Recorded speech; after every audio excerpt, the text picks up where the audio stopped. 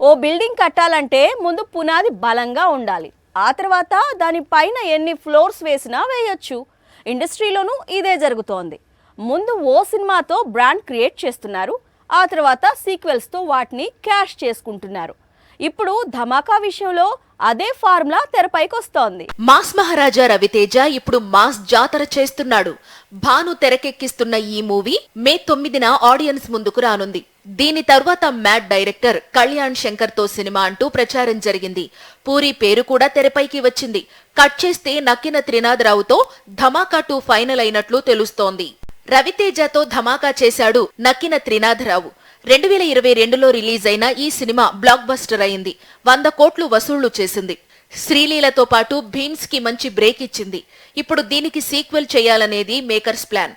Script రెడీగా ఉంది. Double ధమాకా అనే టైటిల్ ఫిక్స్ అయింది.